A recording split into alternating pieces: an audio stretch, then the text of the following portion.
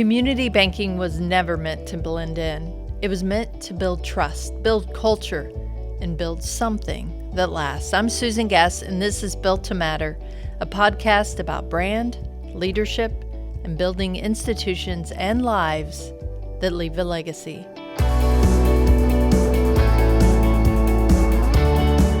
When you join a workplace, you bring your whole self. The question is whether the workplace lets you. Does it make room for your life outside the office? Does it make room for your family, your struggles, your passions, the things that shape who you are? In my case, the answer has been yes, and that has made all the difference. When I started at the bank nearly 3 decades ago, I was young, single, full of energy and ideas, and at the time, I thought culture meant opportunity, a place to grow, a place to contribute. And it did. But over time, I came to understand that culture is much deeper than that.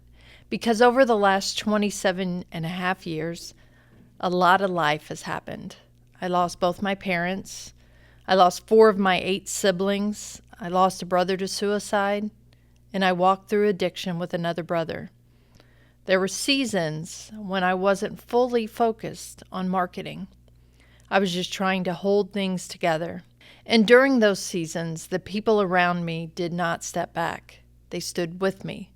Not in a performative way, but in a real way, a steady way. And that's what it looks like when a workplace meets you where you are. When I had my daughter 23 years ago, it was a different time. No one was working from home at that time. That wasn't something people did. But the bank allowed me to work from home 2 days a week. And I was able to follow her school schedule until she started to drive. That mattered. That shaped my loyalty. That shaped my commitment.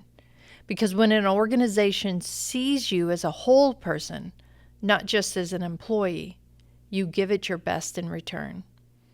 And then there are moments when the personal doesn't stay separate from the work. It becomes something bigger.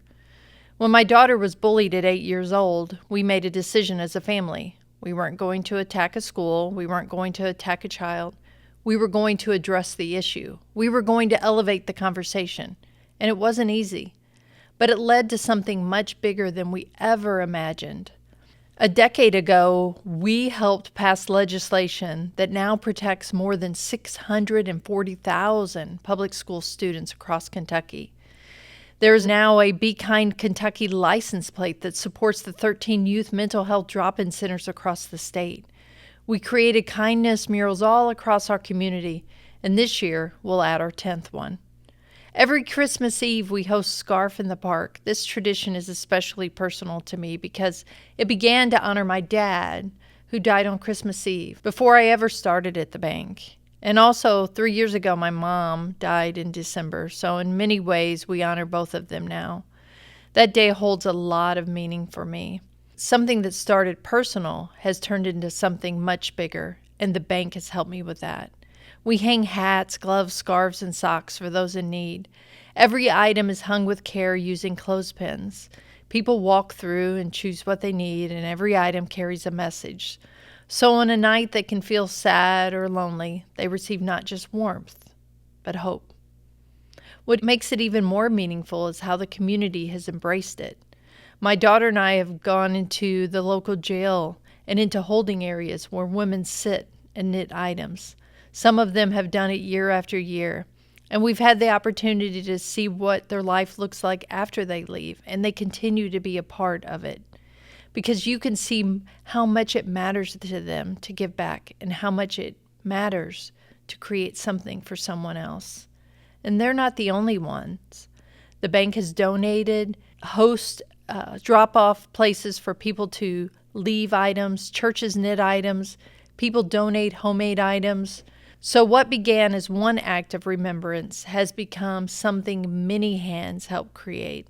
And on Christmas Eve, something beautiful happens. The volunteers, the donors, the people coming to receive are all there at the same time. The givers and the receivers share the same space, and it just feels like community.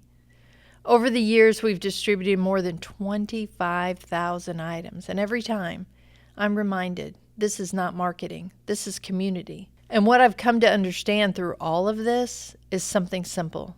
The bank met me where I was during some of the hardest seasons of my life, and that mattered.